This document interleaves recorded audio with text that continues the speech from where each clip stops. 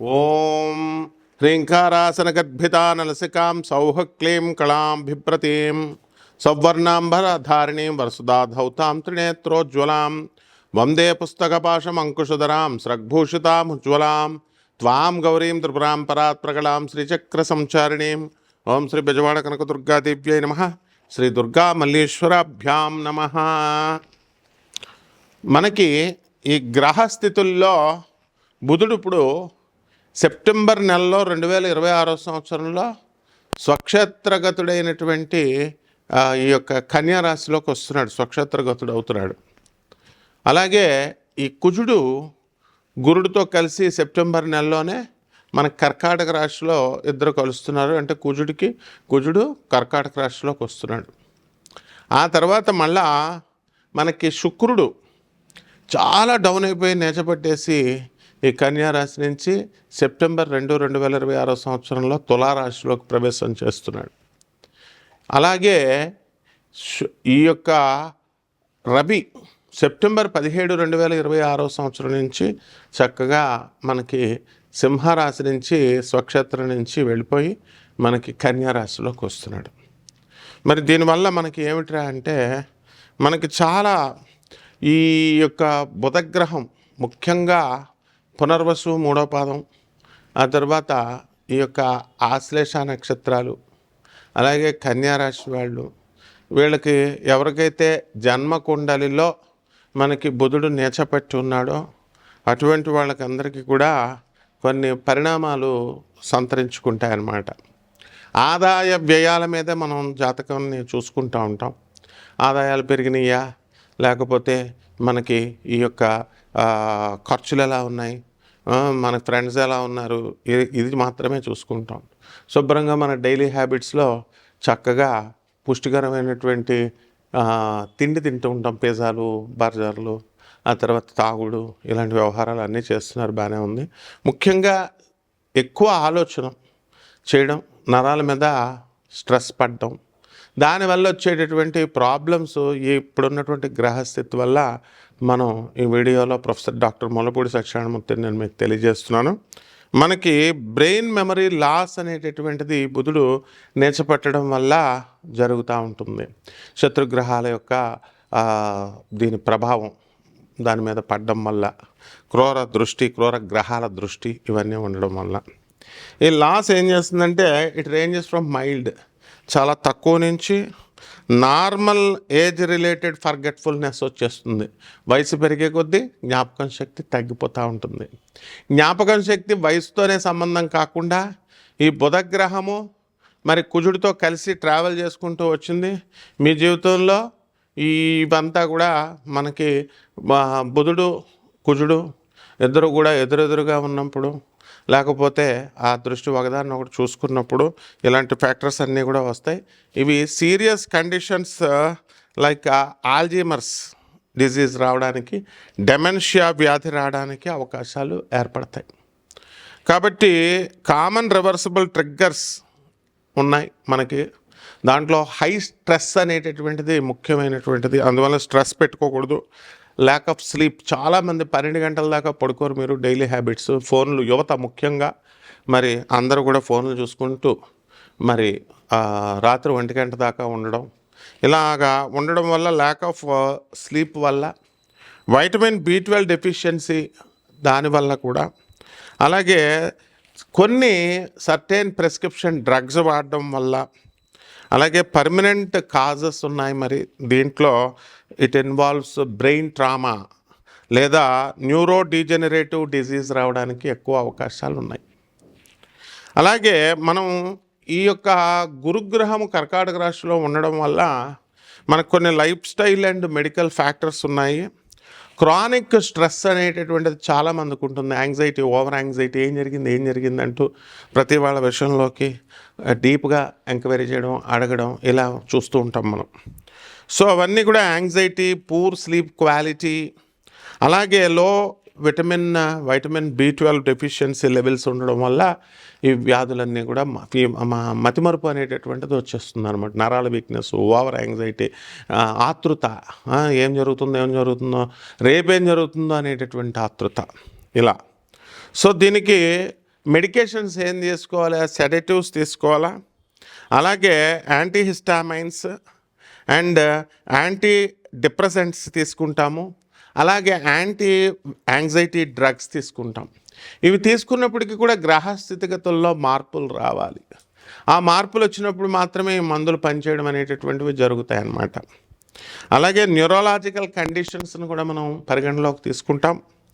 మరి తర్వాత కన్కషన్స్, ఆ తర్వాత స్ట్రోక్ ఒకటి, ఆల్జీమర్స్ డిజీజ్ ఒకటి, and different forms of progressive dementia, ఇవన్నీ కూడా కారణాలు అవుతాయి అన్నమాట.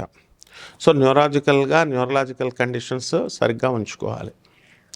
అలాగే వార్నింగ్ సైన్స్ వస్తాయి మనకి కొన్ని.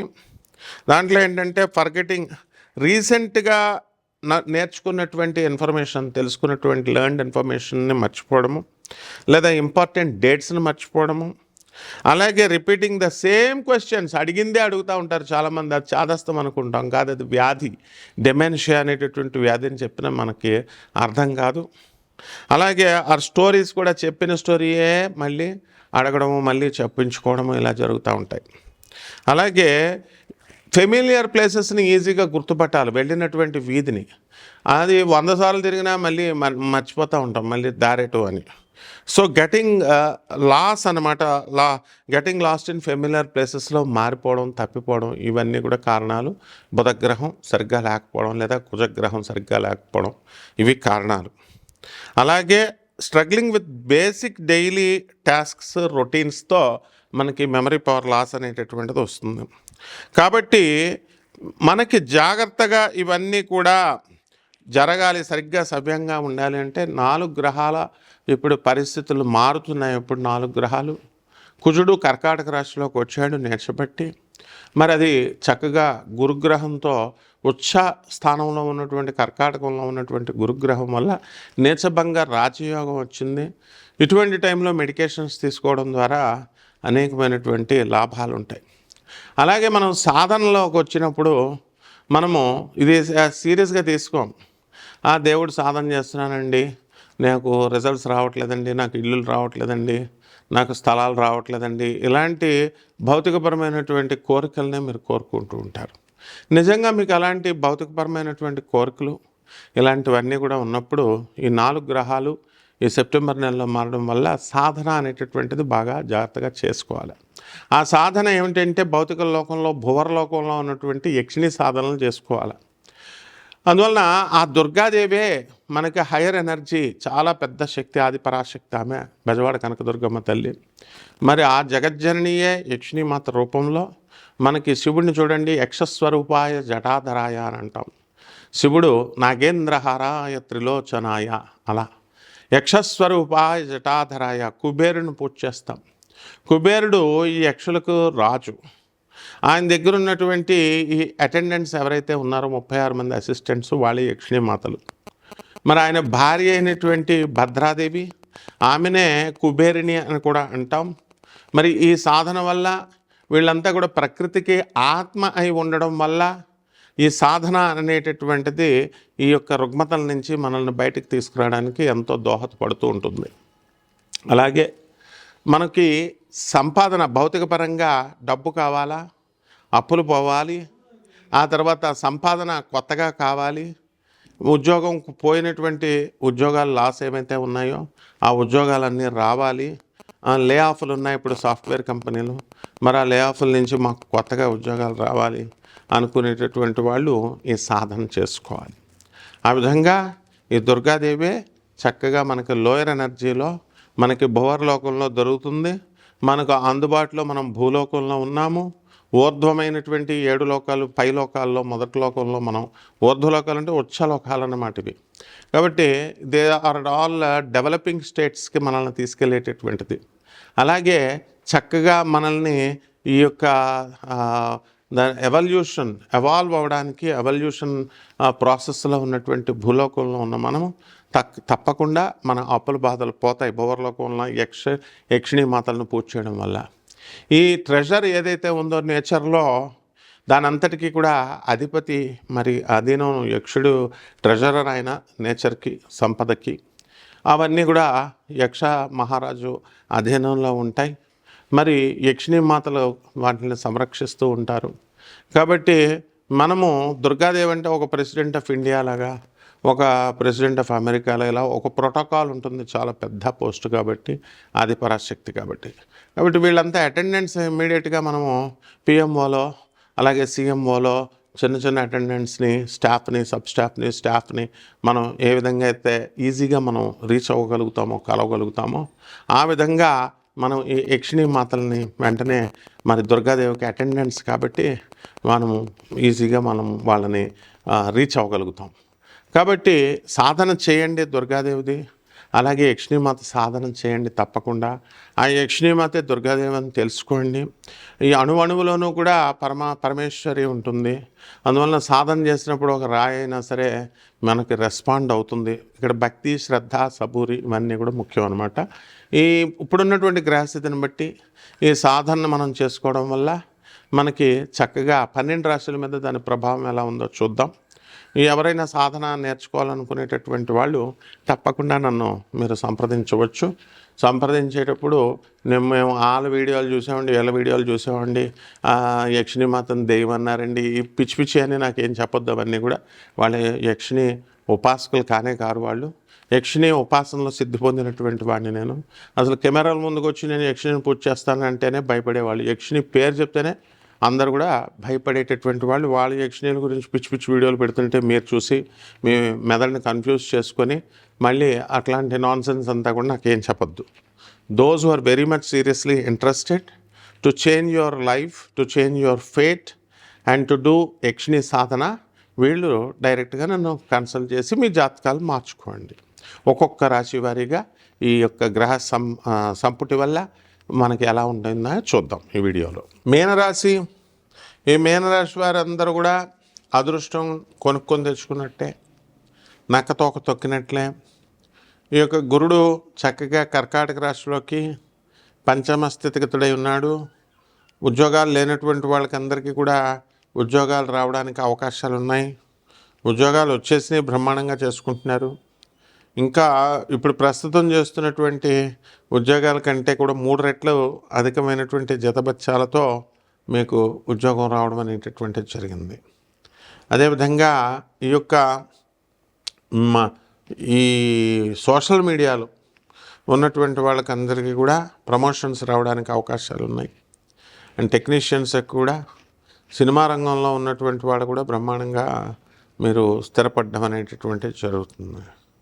అయితే ఈ రాశి వారికి అందరికీ కూడా శుక్రుడు 8వ ఇంట్లో ఉన్న కారణంగా స్త్రీలతో విభేదాలు, భార్యతో విభేదాలు, అలాగే అత్తగారులతో వాళ్ళు చెప్పిన మాట వినకుండా మీరు చేసుకోవడము, ఏదో రకంగా మిస్అండర్స్టాండింగ్స్ రావడము, వాళ్ళ వల్ల అన్నెసరీ ప్రాబ్లమ్స్ రావడము, ఇలాంటివన్నీ కూడా జరుగుతూ ఉంటాయి. కాబట్టి బీ కేర్ఫుల్. అదేవిధంగా రవి, బుధులు ఇద్దరు కూడా కలిసి మనకి సప్తమ స్థితిగతులై ఉన్నాడు కారణంగా మీ తండ్రి గారి యొక్క ఆరోగ్యం అనేటటువంటిది కొంచెం డెవలప్మెంట్ అనేటటువంటిది జరుగుతుంది. అలాగే మీకు అధికమైనటువంటి స్ట్రెస్, నిద్రలేమి, నిద్రలు తక్కువగా పడుకోవడము, ఇలాంటి కారణాల వల్ల మీకు అందరికీ కూడా డెమెన్షియా వ్యాధులు, లేదా బ్రెయిన్ మెమరీ లాస్ ఇలాంటివన్నీ కూడా రావడానికి అవకాశాలు అధికంగా కనబడుతున్నాయి. కాబట్టి మొత్తం మీద 12 రాశుల వారికి కూడా ఈ యొక్క 4 గ్రహాలు కూడా మరి సెప్టెంబర్ నెలలో మారడం జరిగింది. బుధుడు, శుక్రుడు, రవి, అలాగే మనకి ఈ యొక్క కేతు అక్కడే ఉన్నాడు. మరి ఈ రవి మనకి చక్కగా కన్యారాశిలో, బుధుడు 2 సార్లు మారడం, ఆ తర్వాత మనకి ఈ యొక్క శుక్రుడు తులారాశిలోకి రావడం, పైన వివరించినట్లుగా.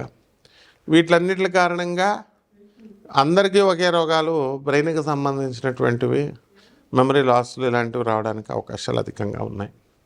మీ పిల్లల పట్ల ఎక్కువ శ్రద్ధను చూపిస్తారు, ఫ్యామిలీ పట్ల ఎక్కువ శ్రద్ధను చూపిస్తారు. పిల్లల చదువుల విషయంలో డీప్గా చదవడంతో చాలా సంతోషపడుతూ ఉంటారు. భార్య యొక్క ఆరోగ్యం గురించి ఆలోచిస్తూ ఉంటారు.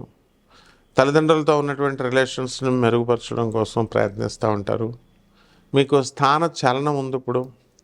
అందువలన మీనరాశి వారంతా కూడా ఐదర్ ఉద్యోగాల రీత్యా కానీ లేదా మామూలుగా కానీ వీళ్ళందరూ కూడా వేరే ఊరికి ట్రాన్స్ఫర్లు అవ్వడం, వెళ్ళడం ఇవన్నీ కూడా జరుగుతూ ఉంటాయి.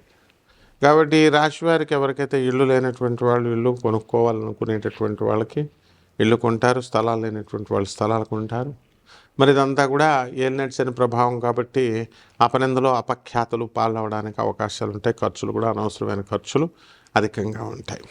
అందువల్ల ఓవర్ థింకింగ్ మానేసేయండి. దీనికోసం యక్షిని సాధన చేయండి. 36 యక్షిణీల్లో ఏదో ఒకటి. అదేవిధంగా ఏలినాటి శని జరుగుతుంది కాబట్టి శని జపం చేయండి, శని స్తోత్రాలు చదవండి. శనికి కిలోంపావు నల్ల నువ్వులు నల్లని వస్త్రాలు ఇచ్చి పేద బ్రాహ్మణులకి శనివారం నడుమ 8 గంటలకు దానం చేసుకోండి.